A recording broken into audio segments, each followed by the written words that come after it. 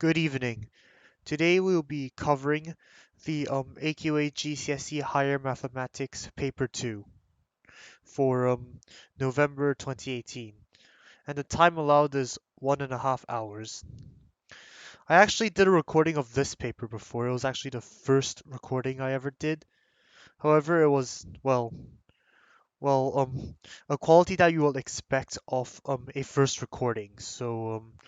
So I'm going to redo the recording of this paper, so a better quality recording, as in a recording that is clear and easy to understand.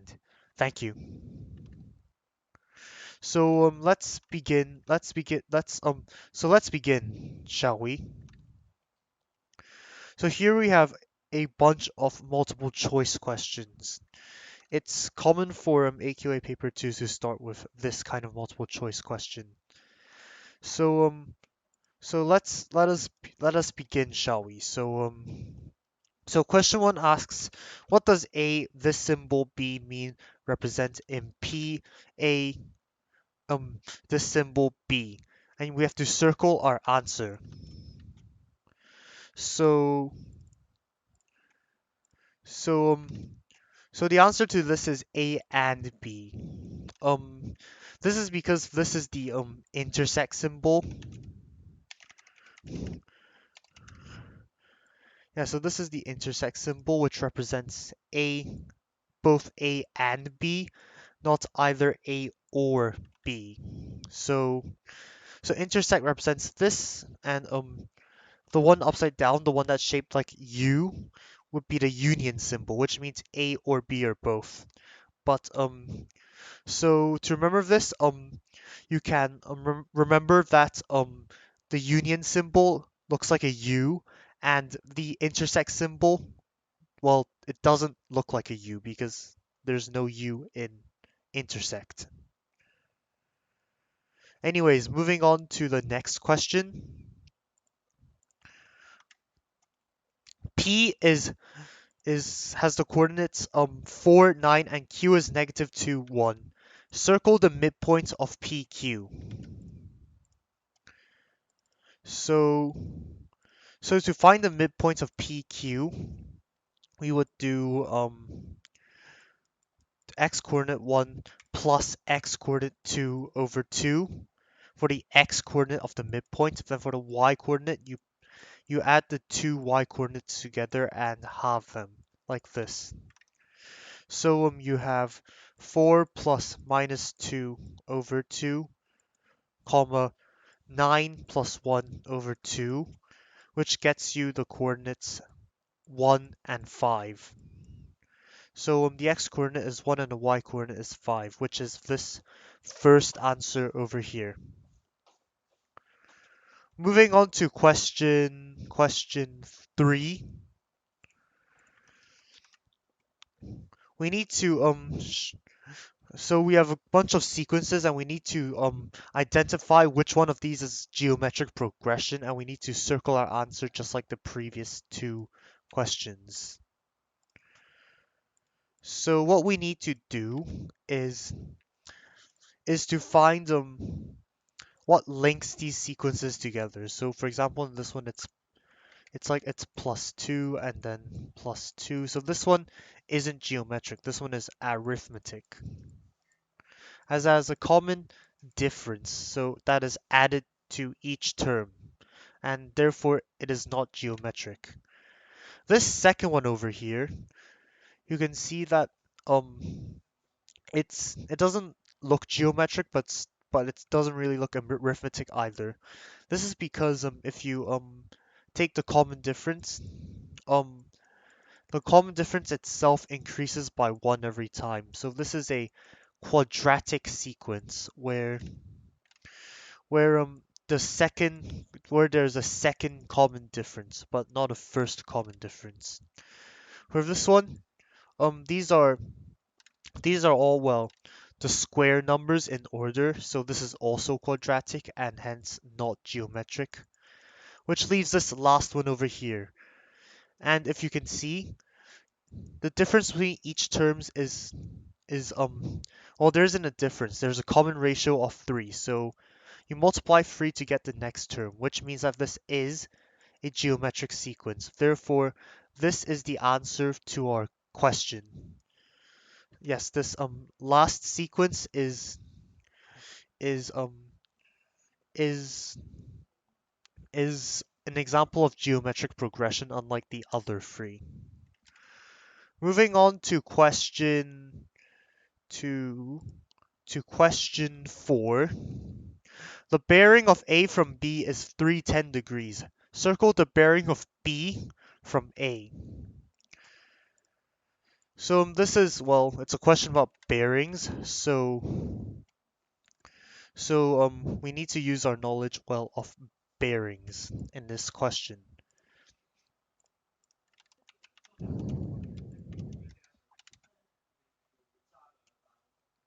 So okay, so to solve this question about bearings, we we just need, so the bearing of A from B will look like this. So this is B. Well, I mean this point is B over here, and this points towards north. And we have an angle here of 310 degrees. And then we have a line here which leads to point A, and this arrow also points to the north. So this would be the bearing of A from B, and we need to solve the bearing of B from A. So what we need to do is to apply our knowledge of angles. So first of all, angles around a point add up to 360. Therefore, this point here equals to 50. And now this angle here, the bearing of B from A, is co-interior to this angle over here, and co-interior angles where two of the lines are parallel add up to 180 all the time. So 180 minus 50 will give us our answer, which is 130 degrees for the bearing of B from A. Therefore, this is the answer to question 4.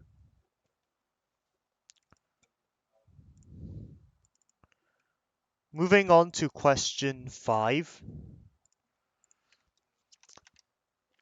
A circle has circumference C and diameter D. What value does constant D represent? So we have this equation here. C equals to KD. So we have the circumference and the diameter of a circle. Now the answer to this is well, it is it is very simple. The answer to this, well, if you know your geometric equations, you will know that the circumference of a circle equals to 2 pi r, which equals to pi times diameter. So therefore, this constant over here represents pi.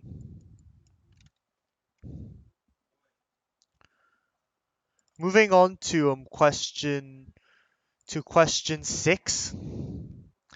Here is some information about 20 trains leaving a station.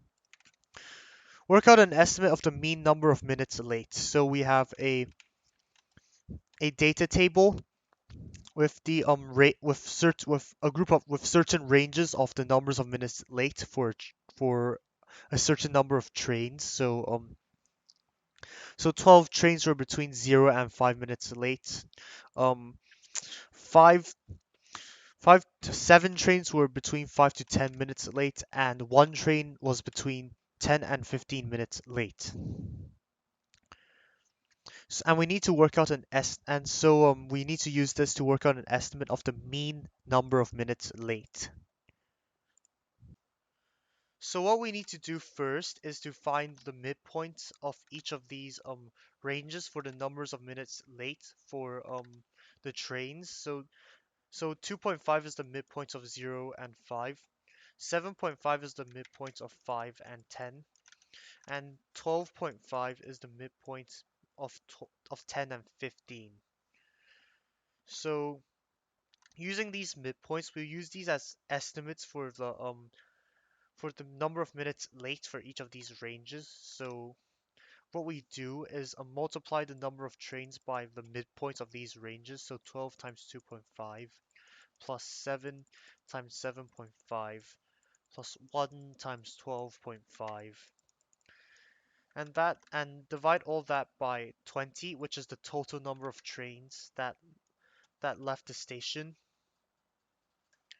So if you plug this into your calculator, after all, this is a calculator paper, you should get the value of 4.75 for your answer. And yes, this is the answer to this question. So the mean number of minutes late for the trains is 4.75 minutes. Moving on to part B of this question, the station manager looks at the information in more detail. He works out an estimate of mean using this information. How does this estimate compare with the answer to part A? And we need to tick one box. So higher than part A, same as part A, lower than part A, or not possible to tell. And here we have a bunch of we have a table of values in the same kind of format as the previous table. So you have the number of minutes late, and the number of trains. To solve this question, what we need to do is to do something very similar to what we did in the first part. So first of all, we need to find the midpoints of each of these time ranges. So the midpoints of 0 and 2 is 1. The midpoints of 2 and 4 is 3. The midpoints of 4 and 6 is 5. The midpoints of 6 and 8 is 7. The midpoints of 8 and 10 is 9. And the midpoints of 10 and 12 is 11.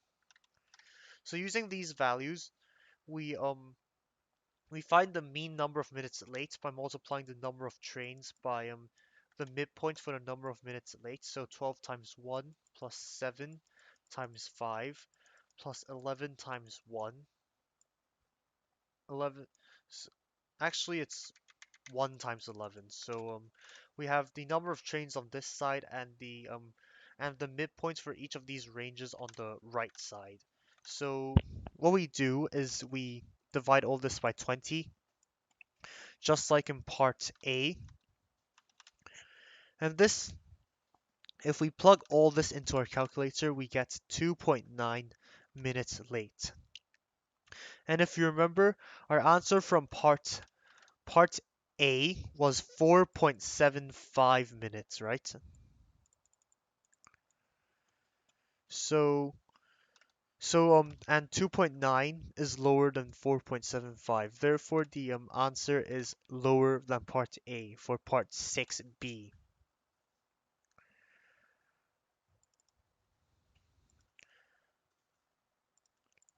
Moving on to question, well, let's zoom into this paper first again. So, moving on to question 7, we need to work out the values of A and B in the identity 5, 7x plus 8 plus 3, 2x plus b is ax plus 13. And this question is 4 marks. So to solve this question, what we need to do first is to first of all expand these brackets. So we have 35x plus 40 plus 3 times 2, that's 6x plus 3b gives us ax plus 13. And now we can group all the like terms together. So 41x plus 40 plus 3b is equals to ax plus 13. So this is the term with the x, and this here will be the constant term. And on the right hand side, we also have a term with an x and a constant term. So we can say that 41x equals to ax, and 40 plus 3b equals to 13. So the answer for a is obvious. So 41x equals to ax. A would be 41. As for b, we take away 40 from both sides. So So we have 3b equals to negative 27, and then dividing both sides by 3, we have b equals to negative 9. So the answer is a equals to 41 and b equals to negative 9, which are the values of a and b in this identity.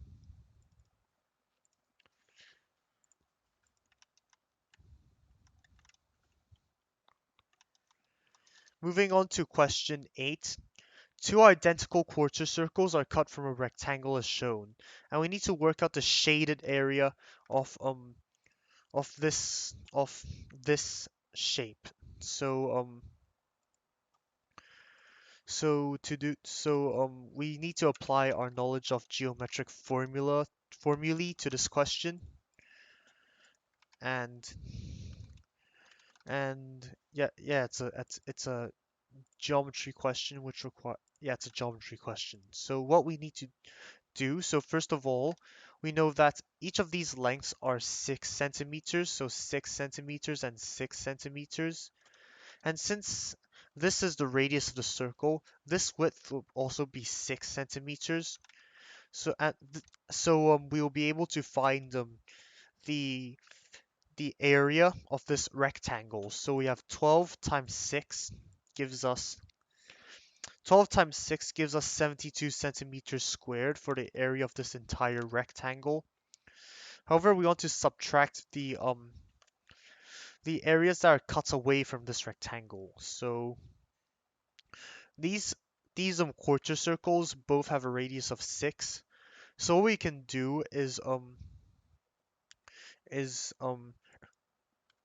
first of all find the area of one quarter circle. So 1/4 times pi times 6 squared gives us 9 pi for the area of one quarter circle. And to find the area of two quarter circles, we just multiply the area of one quarter circle by 2, which gives us the area of two quarter circles. So, the last thing we will do is we subtract this 18 pi, the area of two quarter circles, from 72, the area of the rectangle, to find the shaded area. So 72 minus 18 pi gives us 15.5 centimeters to three significant figures, of course. And this is the answer to the question. So, well, 15.5 centimeters squared. So this is the shaded area, and hence the answer to this question. Um, so moving on to question 9. Here we have a diagram that shows the position of a tap when off and fully on. The tap is fully on when the angle turn is 180 degrees, and when fully on, water flows out of the tap at 14 liters per minute. The rate at which water flows out is in direct proportion to the angle of turn, and the tap is turned 135 degrees here. The water flows into the tank with a capacity of 79.8 liters. Will it take less than 7.5 minutes to fill the tank? And we must show our working. So let's put that into MS Paint, and let's solve this. So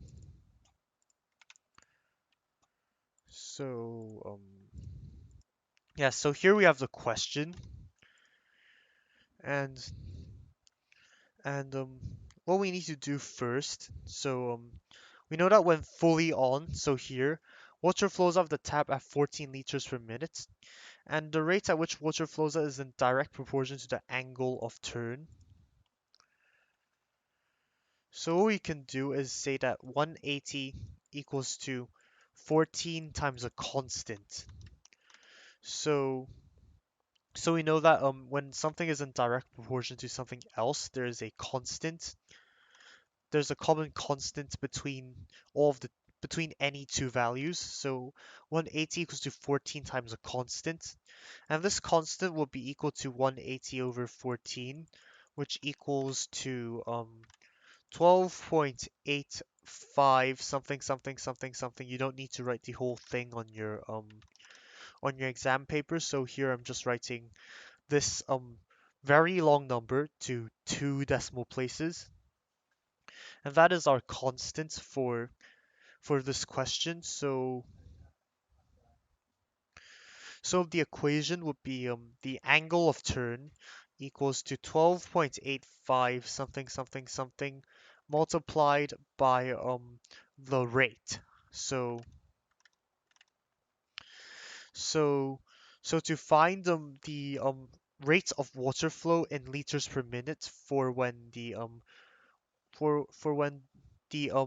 tap is turned to 135 degrees, we can simply put down 135 equals to 12.85 dot times R, and R equals to 135 over 12.85 dot, well, which equals to 10.5 liters per minute. So this is the rate of water flow for when the tap is turned to an angle. So so now we just need to find how long it would take for the tap to fill the tank when the water is flowing at 10.5 liters per minute.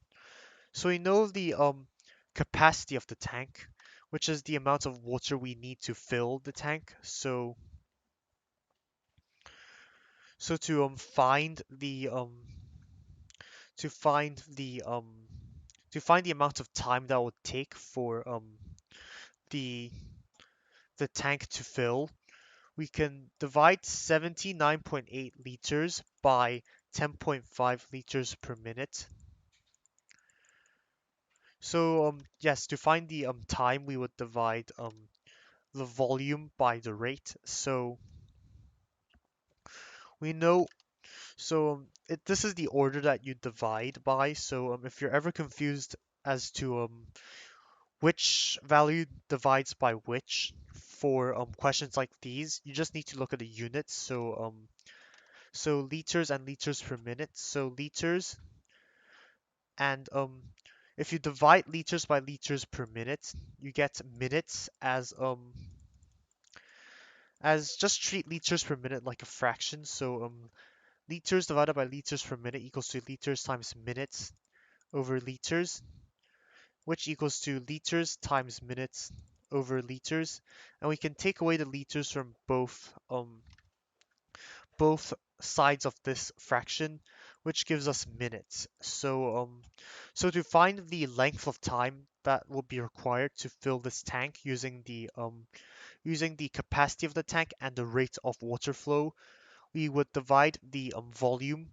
We no we will You would get the volume and divide it by the rate. So 79.8 liters divided by 10.5 liters per minute gives us 7.6 minutes to fill this tank, which is more than 7.5 minutes. Well, this is the wrong sign. Okay, so 7.6 minutes is greater than 7.5 minutes. So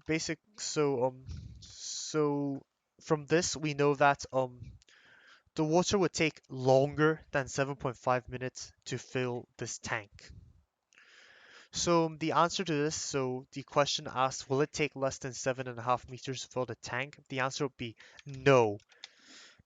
The it's it would take more than 7.5 minutes. Well, I'll just write 7.5 here to fill the tank. Which is the answer to our question? The answer is just simply just no. It would just take more than 7.5 minutes to fill the tank.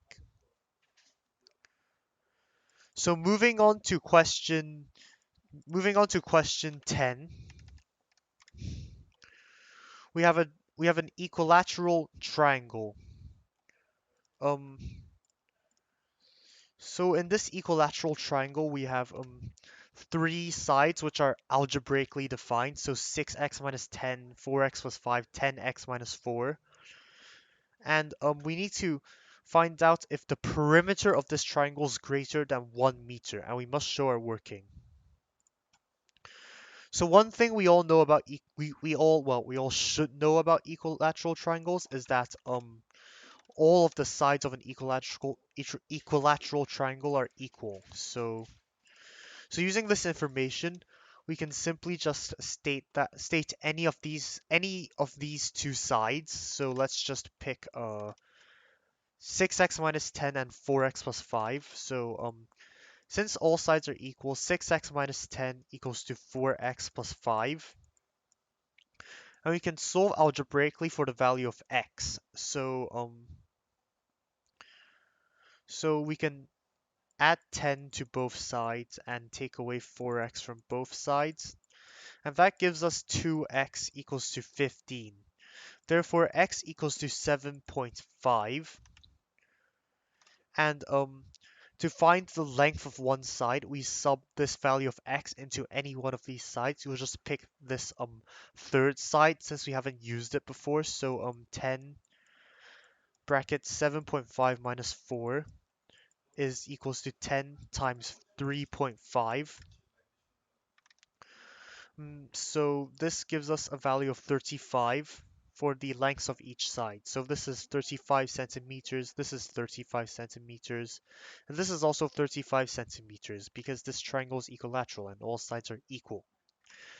So so to find the perimeter of this triangle, we just multiply 35 by 3, which gives us a value of 105 centimeters, which is equals to 1.05 meters, which is greater than 1 meter.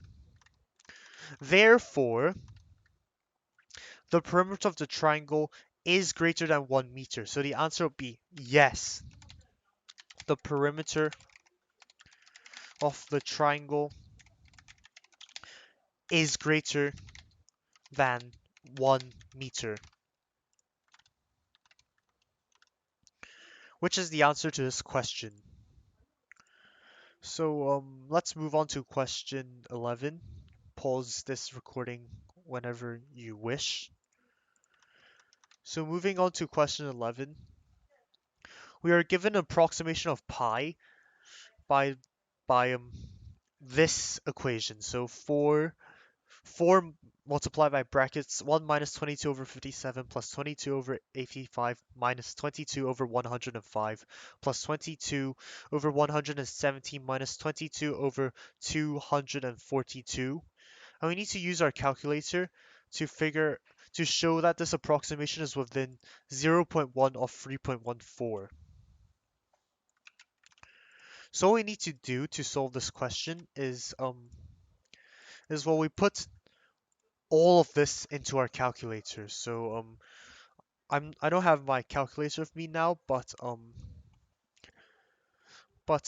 when you put this into your calculator, you get a value that should be around 3.0418 something something something something something, lots of decimal places. And what we need to do next is to take away this value from 3.14. So 3.14 minus 3.0418 dot dot dot dot dot. And doing this, we will find that the answer to this this would be 0.0982, which is less than 0.1. So so um so once we've done this, we've basically shown that this approximation is within 0.1 of 3.14, since 3.14 minus this gives us a value of less than 0.1, which means that this approximation must be within 0.1 of 3.14.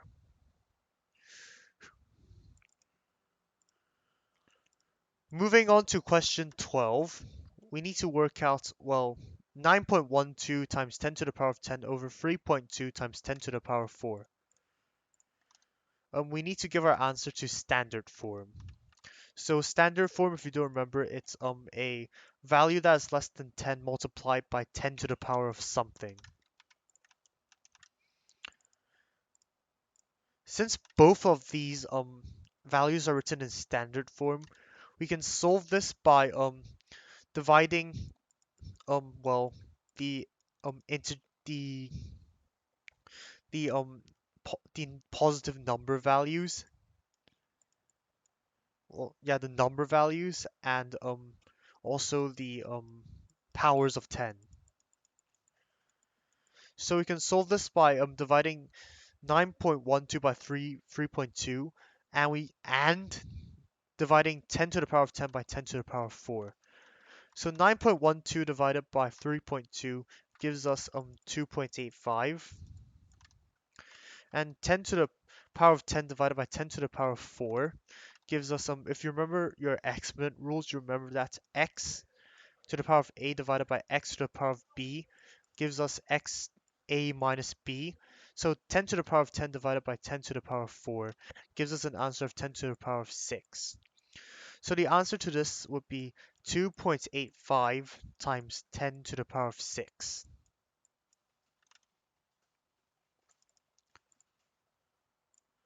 Moving on to question 13. Ashraf is going to put boxes into a crate. The crate is a cuboid measuring 2.5 by 2 by 1.2 meters. Each box is a cube of length 50 centimeters. He does these calculations. Volume of crate, 2.5 times 2 times 1.2 is 6 centimeters cubed. 0.5 times 0.5 times 0.5 equals to 0.125 meters cubed. 6 divided by 0.125 gives us 48 boxes. That 48 boxes, yeah. He claims I can put 48 boxes into the crate. Evaluate Ashraf's method and claim. So, so in this question, we need to answer two separate things. So we need to evaluate Ashraf's method, and we need to evaluate Ashraf's claim, which are, well, two separate things, which sound similar, but, well, they aren't. So first of all, we need to evaluate Ashraf's method. So here is his method, and we need to find an error within his method. Luckily, it's not really that hard to find an error in this method, as if you remember, the crate is a cuboid measuring, well, 2.5 by 2 by 1.2, and each box is a cube of length 50 centimeters. And if we divide 1.2 meters by 0.5 meters, which is 50 centimeters, we get 2.4, which is not a whole number. So we can say that 1.2 does not divide into 50 centimeters. So basically he cannot fit a whole number of boxes into a crate if he was to fill this crate fully. So he couldn't fill this crate in its entirety, as 1.2 divided by 0.5 is 2.4. So he can't fit, like, well, half a box. So this is where his method is wrong. So we just say that 1.2 is not divisible by um by 0.5 meters. So so now we've evaluated his method. Now we need to evaluate his claim.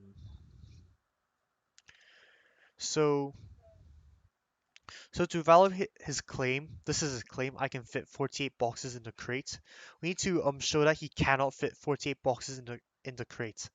Already by evaluating his method, we know that we cannot fit this crate in its entirety, as well, some places will have to, well, we can't fit half a box, so some places will just not be filled. So we know that we will have to fit less than 48 boxes into this crate. So first of all, we know that 2.5 and 2 are divisible by 0.5, so we multiply these two together to get 5 meters cubed for the for for the cross-sectional area of the crate, and we can also find the cross-sectional area of a box by multiplying 0.5 by 0.5 gives us 0.25 meters squared. So now we just need so far we need to figure out how many of these boxes can fit into one layer of the crate. So well, the bottom layer of this crate. So 5 divided by 0.25 gives us 20 boxes in one layer. So by one layer I mean like we have this crate here. Then we fill the boxes, boxes, boxes. So this is one layer, this is the second layer. So by using the cross-sectional area, well the bottom surface of the crate and the boxes, we can deduce that we can fit 20 boxes in one layer. However, so since we know that each box is 0.5 meters in height as well, and this box is 1.2 meters in height, we know that 1.2 divided by 0.5 is 2.4. So if we were to fill this entire height, the entire height of this box, we would have to fill it with 2.4 boxes. However, we don't have half a box as we've said before, so we have to round this down to 2. So we can only fit 2 layers of boxes, so we have one layer of boxes here, one layer of boxes here, and some empty space that is too small to fit a box here. So we can fit 20 boxes in one layer. So 20 times 2 gives us 40 boxes we can fit into this crate. So here we have evaluated his claim. We've shown that he cannot fit 48 boxes into his crate.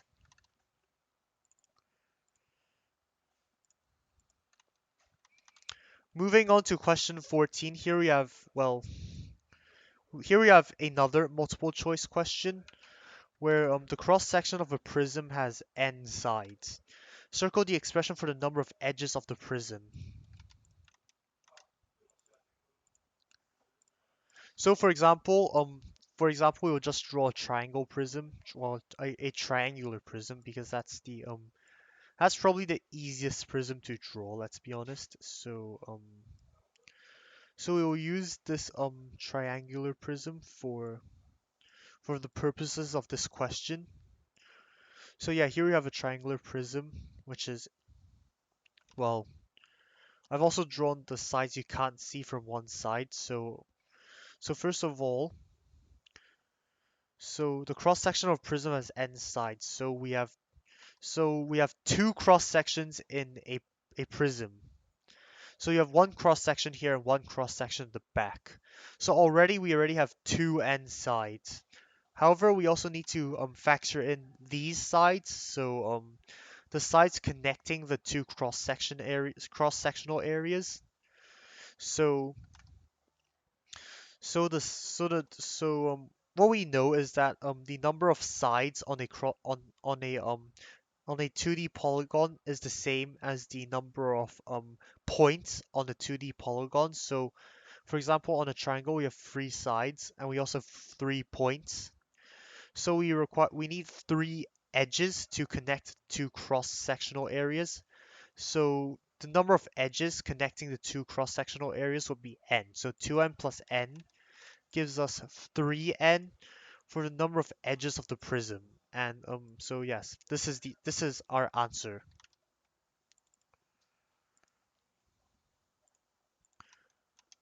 Moving on to question 15. The volume of a metal is 45 centimeters cubed. The metal is made of the metal, not the metal, the metal is made of copper and tin.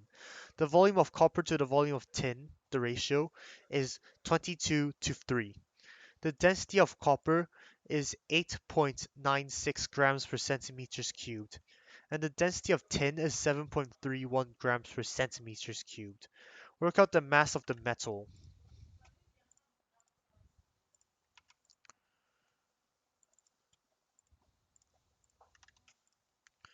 Okay, so first of all, using this ratio, we can figure out the volume of copper and the volume of tin in this metal. So the volume of this entire metal is 45 centimeters cubed, and 22 plus 3 is 25. So we divide this by 25 to get and then multiply and well, we multiply it by 22 to get the volume of copper in this metal. Since the volume of copper in this metal is 22 parts out of 25 according to this ratio. So 45 divided by 25 times 22 gives us it gives us 39.6 centimeters cubed for the volume of copper. As for the volume of tin, we do the same. 45 centimeters cubed divided by 25, but this time we multiply by 3. Since the remaining 3 parts out of 25 of the metal in its volume is made of tin. So here we have 5.4 centimeters cubed of tin. And now what we do next is find the density of copper and the density of no, well the mass of copper and the mass of tin from the density of copper and the density of tin. So so so if you remember from physics, if you take physics, well they'll probably cover this in maths as well. So the mass of the mass of something, the mass, density, and volume of something can be put into an equation. And if you remember from physics, you would have these triangles where you have mass, density, and volume. So it's a triangle where to find out the mass, we'll multiply density by volume. So the mass of copper would be 8.96 grams per centimeters cubed times 39.6 centimeters cubed. This gives us the value 354.816 grams for the mass of the copper.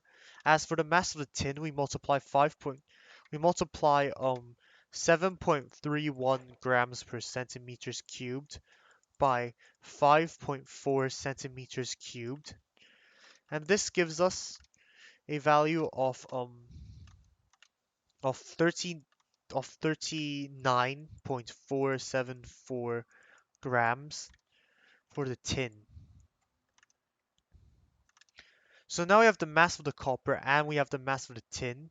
We add these two together to get the mass of the metal. So 354.816 plus 39.47. Actually, let me just rewrite that. So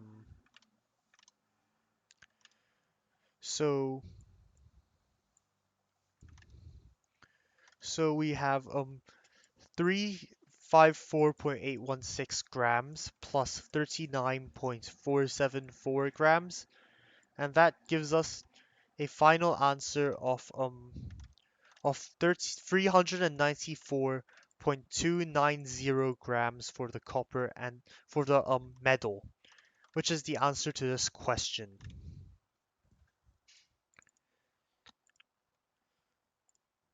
Moving on to question 16, we are given a cumulative frequency graph that shows the information about the masses of 50 apples. Now here we have two graph analysis questions. We need to use this graph to estimate the median mass of the apples, and we need to use we have to use this graph to estimate the median mass of the apples, and we need to estimate the proportion of apples that have a mass of greater than 115 grams. So let's get all this into MS Paint first. So 16, 6, 16, 16A and 16B, 16A and 16B.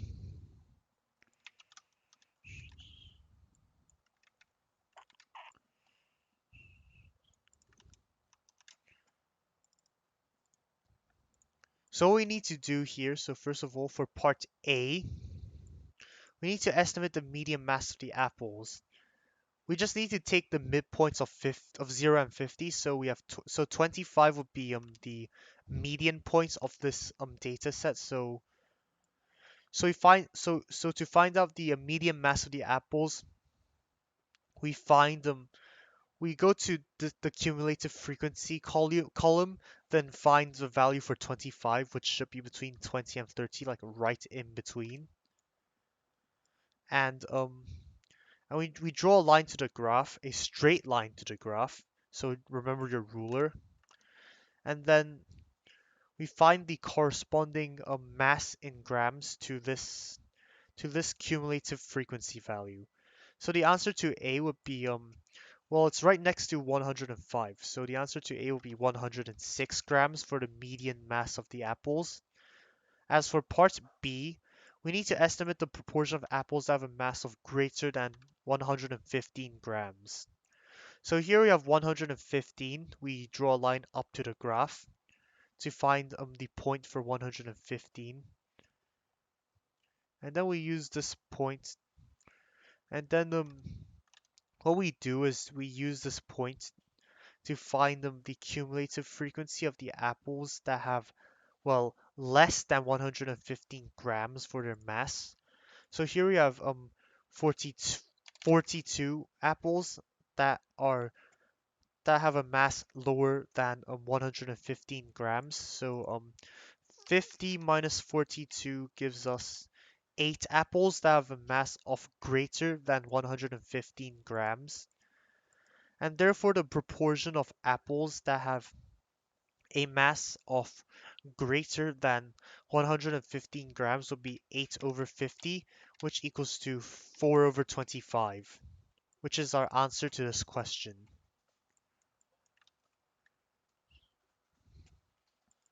Moving on to question 17. A is a prime number, B is an even number, n equals to a squared plus ab. Circle the correct statement for n. So prime numbers. So prime numbers, first of all, even though most prime numbers are odd, there's still 2, which is the only even prime number. So prime numbers can be both even and odd. So and b is and so and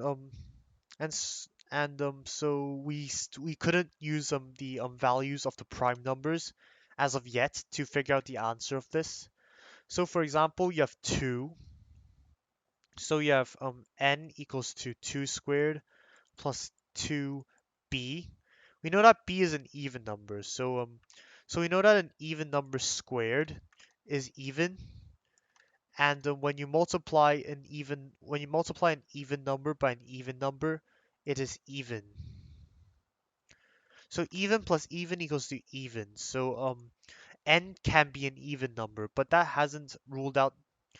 But that hasn't it hasn't ruled out the possibility that n could be odd as well. So So now we use a different prime number. Let's just use 3. So n equals to 3 squared plus 3b. So we know that 3 squared is 9. So the square of odd numbers is odd. But when you multiply 3 by an even number, it's still even. Because if you multiply anything by an even number, you get an even number. So when you have 3 as your prime number for a, you get odd plus even, which equals to odd. So n can be even and n can be odd. So the answer is could be even or odd.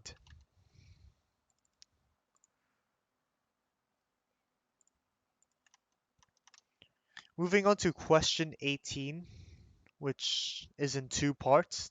A bag contains 20 red discs. 10 are red, 7 are blue, and 3 are green. Marnie takes a disc at random before putting it back in the bag. Nick then takes a disc at random before putting it in the bag again. Ollie then takes a disc at random. Work out the probability that they all take a red disk. So so if they put the disk in the bag every time, that means the probability for Marnie, Nick, and Ollie's well draw of disks would all be the same. So there are 10 red disks and 20 disks in total. So the probability of drawing a red disk is 10 over 20, which equals to 1 over 2.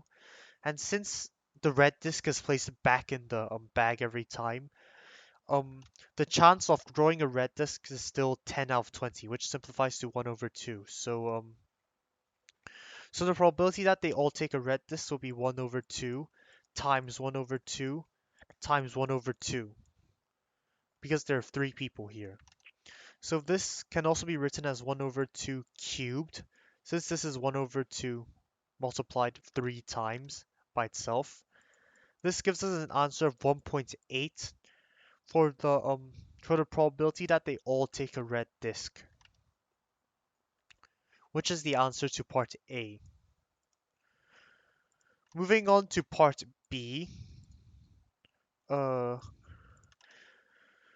for part B, all 20 discs are in the bag. Reggie takes 3 discs at random, one after the other. After he takes a disc, he does not put it back in the bag. Reggie's first disc is blue. Work out the probability that all 3 discs are different colors. So now we have a scenario where the discs are not replaced after drawing. So the probability is altered every time a disc is drawn. So first of all, the probability that all discs are 3 different colors. First of all, we need to clarify that there are 2 ways that all discs could be different colors. So for example, it could be the order could have been blue, then green, then red, or it could have been blue, then red, then green.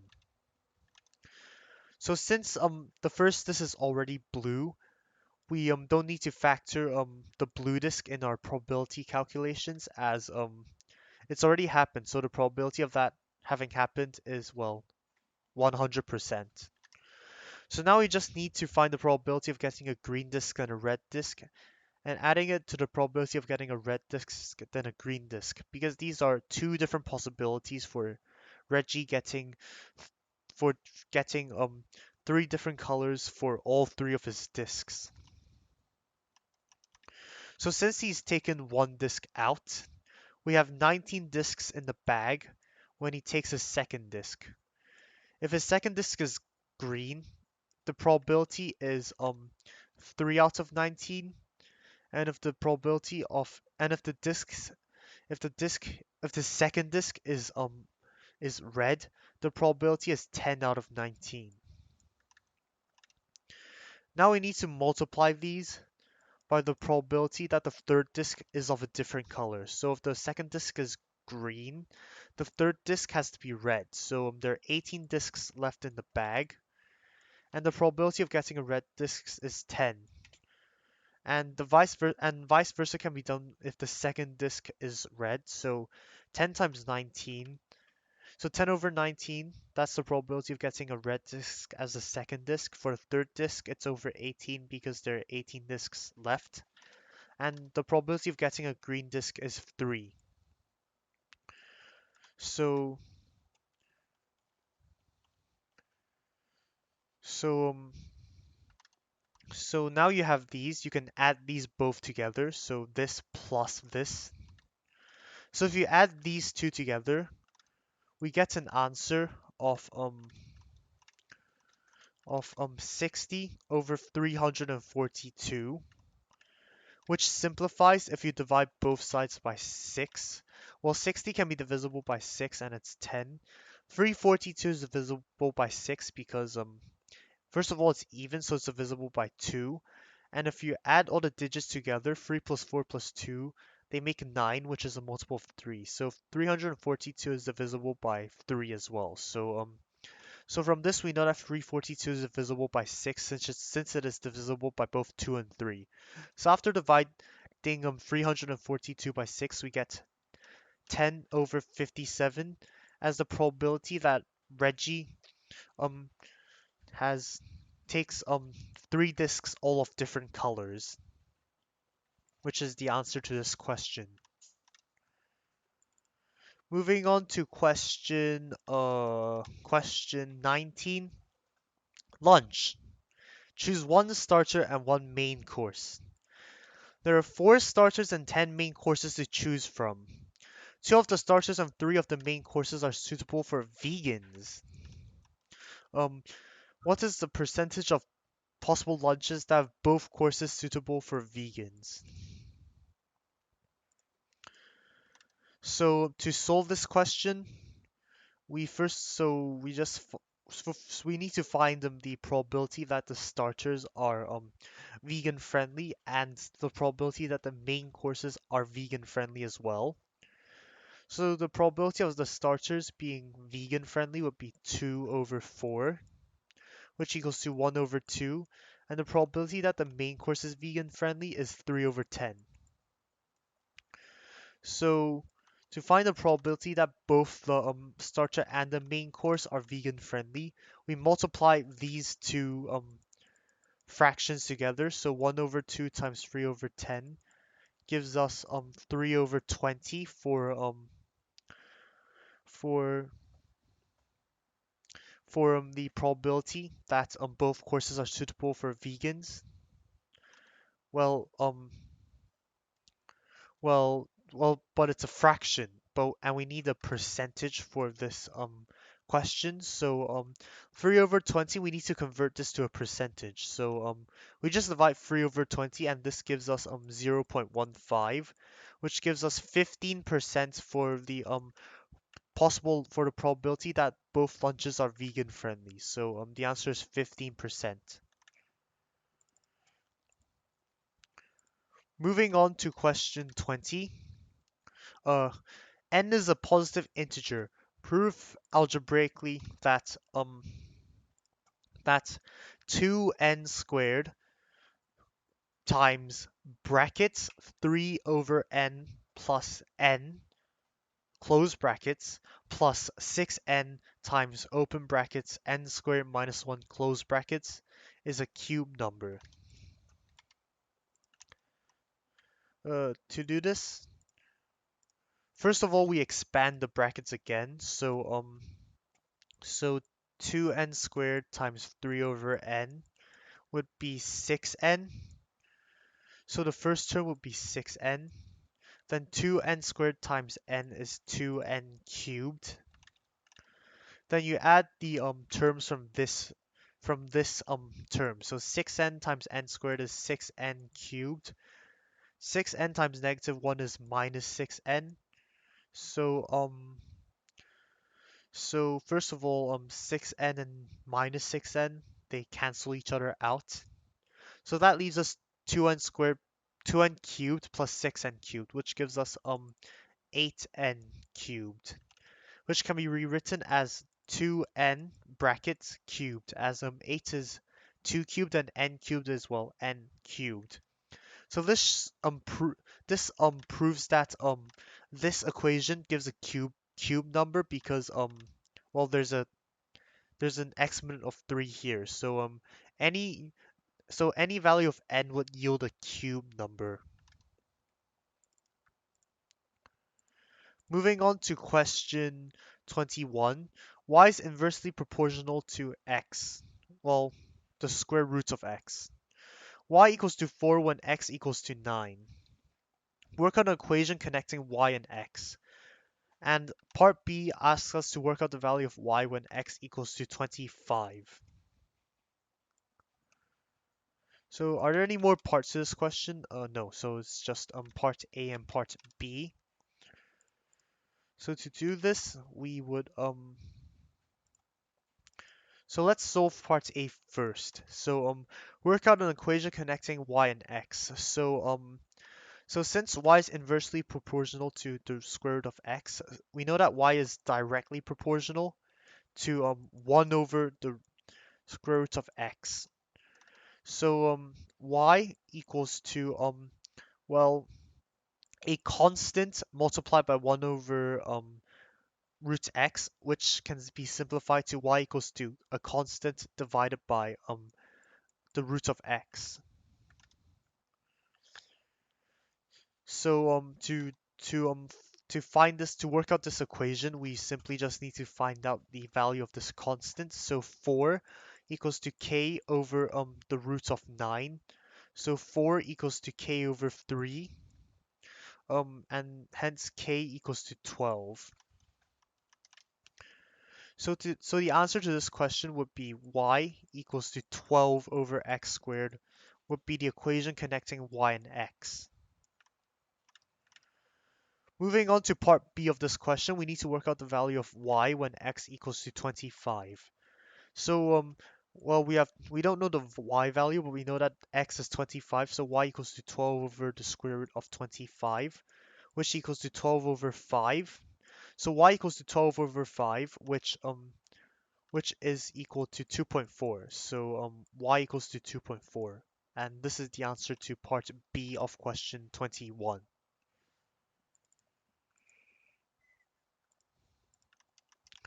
Moving on to question 22, we need to simplify fully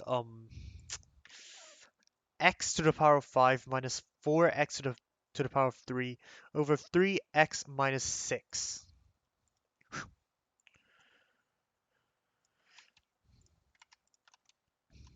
So let's solve this in MS Paint. Uh, so simplify fully whatever this is.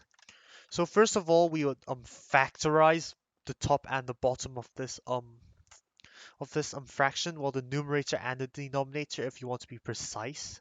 So first of all, 3x minus 6, we can factor out 3 from both terms, so 3 brackets x minus 2. And as for the numerator, we can factor out x cubed from both of the terms. So we have x cubed multiplied by x squared and minus 4. So this, so one thing you'll notice is that there's still nothing that's there's still no common term in both the numerator and the denominator of this fraction. So however, you can see that here this is a difference of two squares. Um, so so so you should know that x squared minus, well, any number, let's just call it a, is equals to x plus the x plus the root of a and x minus the root of a. So this fraction can be simplified to x cubed brackets x plus 2, which is the root of 4, brackets x minus 2 over 3x minus 2. Now we can see that x minus 2 is a common factor for both the numerator and the denominator, so we can just take both of these away. So we just have these factors left, and we can factor x cubed into x plus 2, well, again, to get the answer of this question, which is x to the power of 4 plus 2x cubed over 3.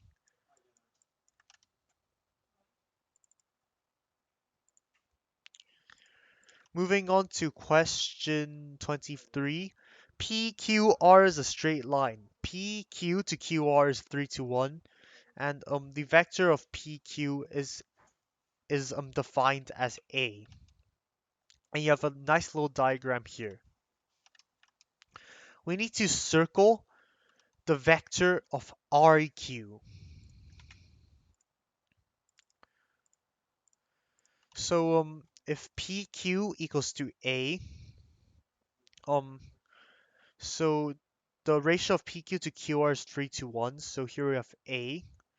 And since QR is 1/3 of the length of PQ, the the the vector of QR would be 1 over 3A. So this will be the vector of QR, but the vector of RQ will be backwards of 1/3 A.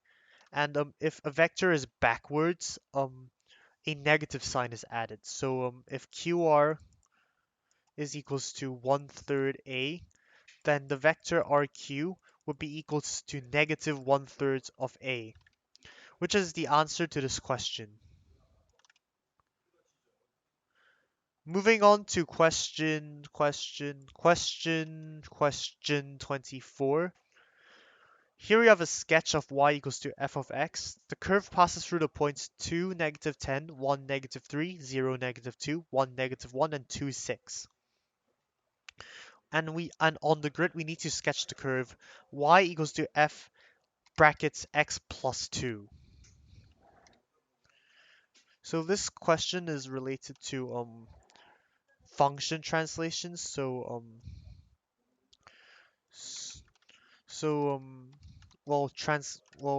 changes to a graph by altering the equation of the graph. So here what we need so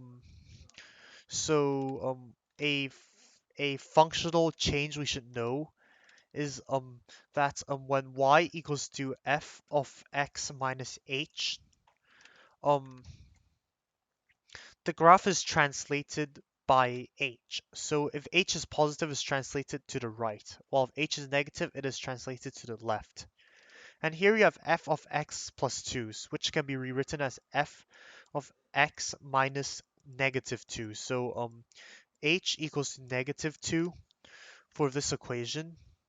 So so the translation would be to the left and by a factor of 2.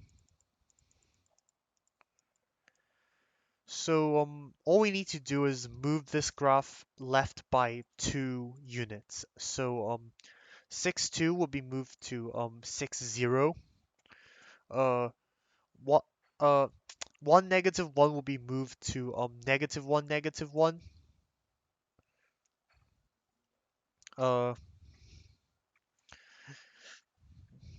well, no, it's 2, 6. So 2, 6 is moved to 0, 6. 1, negative 1 is moved to negative 1, negative 1. This negative 2, 0 is moved to negative 2, negative 2. Neg negative 3, negative 1 is, no, negative 1, negative 3 is moved to negative 3, negative 3. And this point here, which is negative 2, negative 10, is moved to negative 4, negative 10. So we move all these points to to well these things to the left. And now we just join up these points. So we should try to follow the general shape of this graph. So it goes like this, then it curves like this, and it goes down like this, which should be the graph of y of f of x plus 2, which is the answer to this question. Moving on to question 25, ABC and ACD are triangles, and we need to work out the size of angle x. This is a trigonometry question, if it's not obvious enough. And it's 5 marks as well. Oh yeah, you can't see. Okay, yeah, I'll just, yeah, it's 5 marks. It's 5 marks. Yeah, I think my face is covering that 5 mark sign, so you might have not been able to see it just now, but here it is, a 5 mark question at the end of the paper. So So to work out the size of angle x, first of all, we should find out the length of this. So let's just name this h for height. Well, let's get a thicker pen. So h for height. So to figure this out, we know that tangent, well, let's just make it 14, yeah, tangent 49 degrees would be opposite over adjacent. So it will be h over 16. So this length here would be equal to 16 times tan 49 degrees.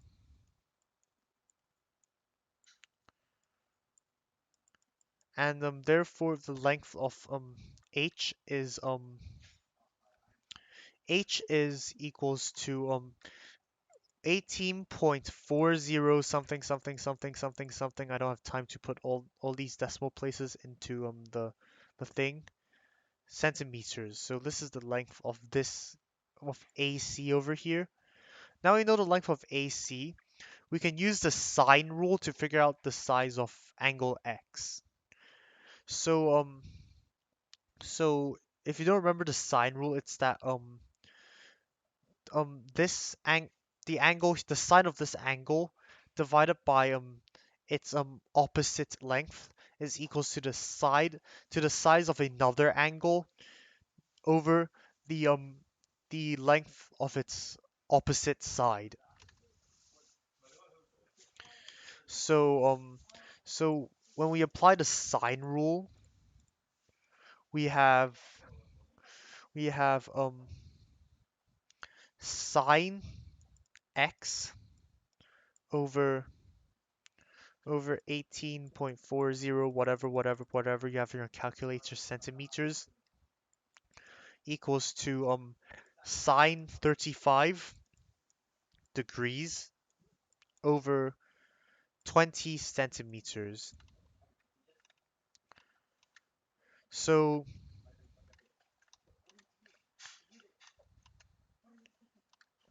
so this would be the relation between the angles and these sides. So sine x equals to 18.40 centimeters times sine 35 over 20 centimeters. And that gives us sine x equals to 0.527 something whatever.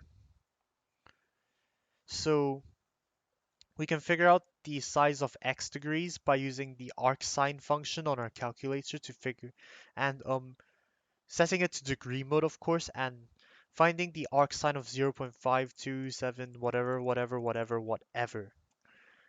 X degrees, in this case, equals to three significant figures, 31.9 degrees.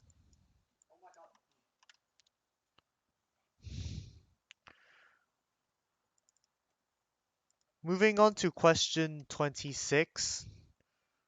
We need to work out f of g of x, where f of x is equals to x over x plus 2 and gx is equals to x squared minus 2. And we need to give our answer to form a plus bx to the power of n, where a, b, and n are integers.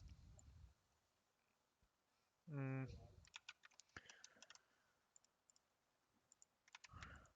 To do this, we would have to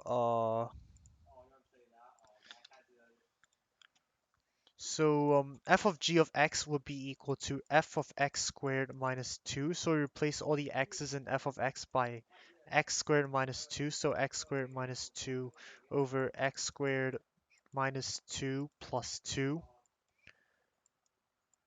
which equals to, well, minus 2 plus 2 is nothing. So f of g of x would be x squared minus 2 over x squared. To solve this to solve this to solve this equation and, well, actually just rearrange it to this form, we would have to separate this equation into its parts. So we have x squared over x squared minus 2 over x squared. Uh, Next, well, x squared over x squared is another way of saying, well, 1. So this is 1 minus 2 over x squared.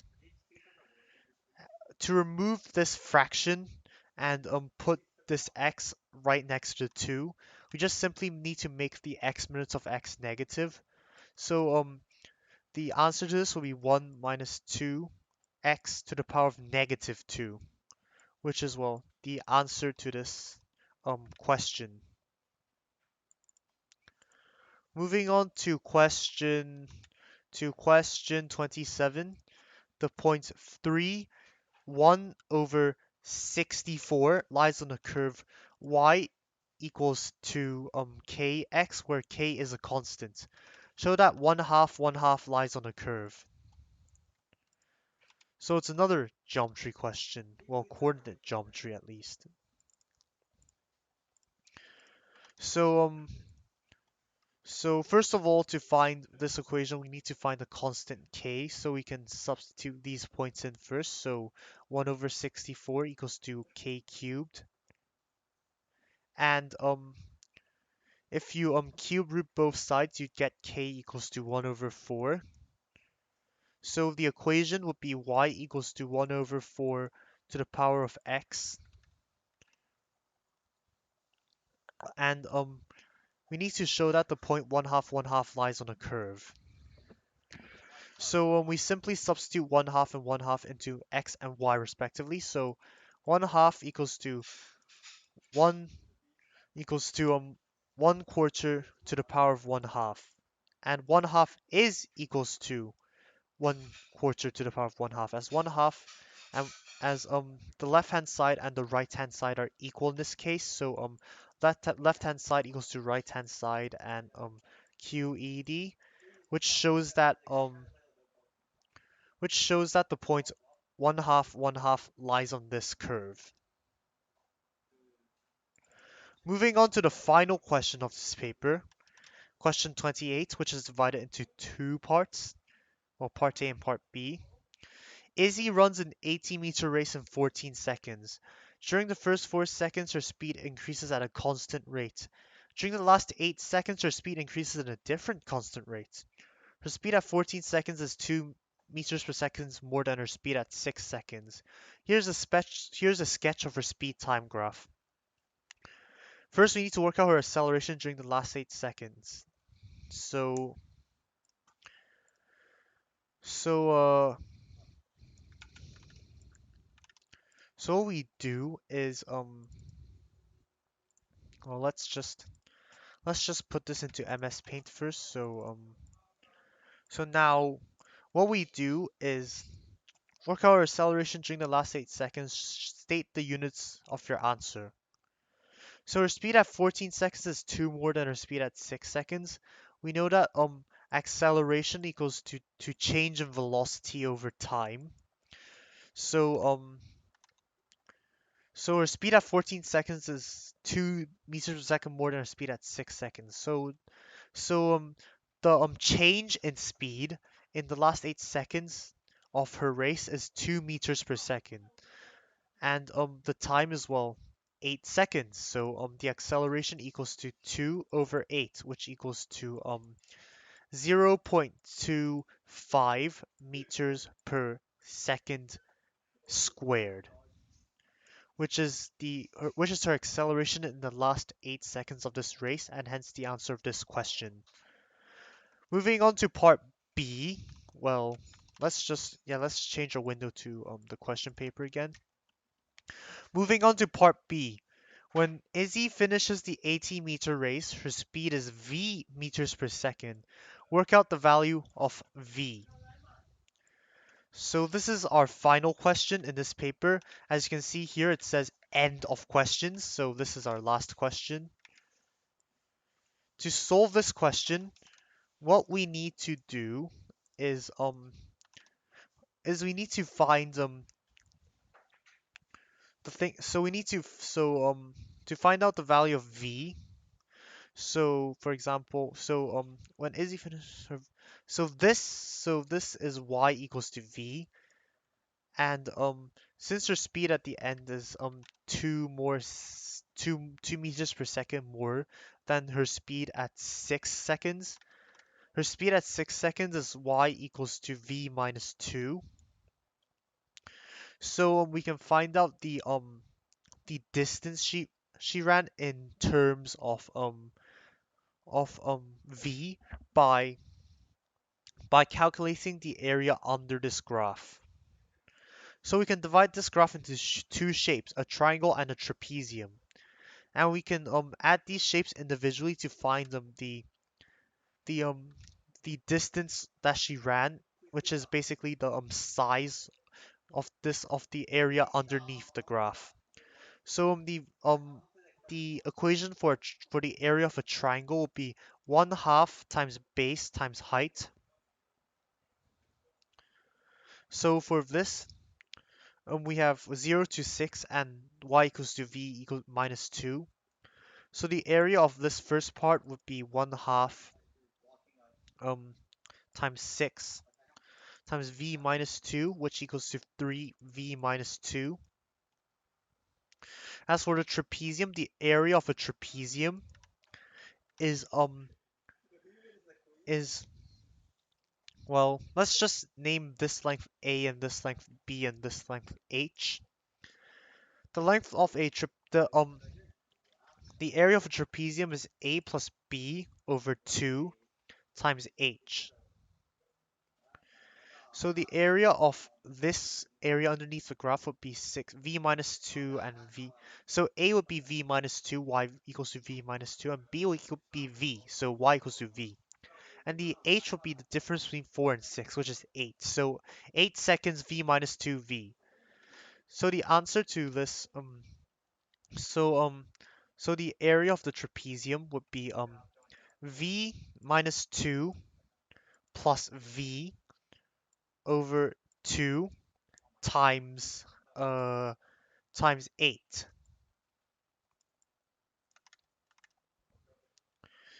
This can be simplified into 8 times um 2v minus 2 over 2 um which equals to 8 times v minus 1, dividing both terms by 2, and which equals to 8v minus 8. So this is the area of the trapezium part of the graph, and this is the area of the triangle area of the graph.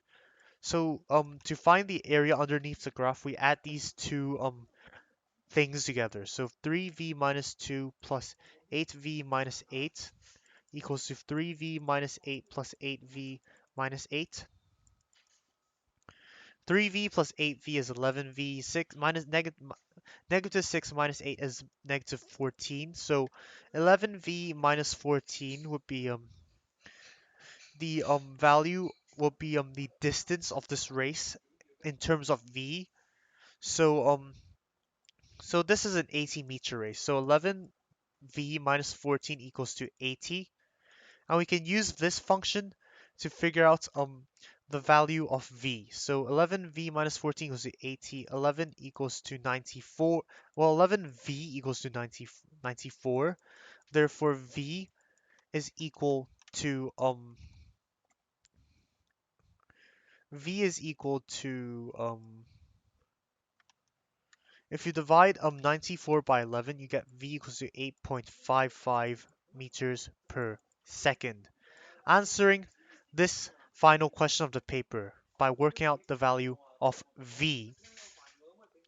So since we finished this question paper, well, yeah, end of questions. There are no questions printed on this page and a bunch of copyright information.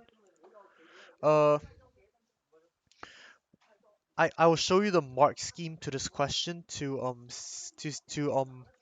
see well I'll just let you see the mark scheme to this question. Uh, so here's the mark scheme. I'll just show you every single page of this mark scheme. You can pause at any time you want to in order to see the workings for the questions and alternative methods, or if I've gotten any of these wrong, or if you've gotten any of these, if you're a bit confused, that's all. So here's a bunch of definitions, um blah blah blah blah blah, and here's the mark scheme itself. So questions 1 to 4, and you have the next question, so on and so forth.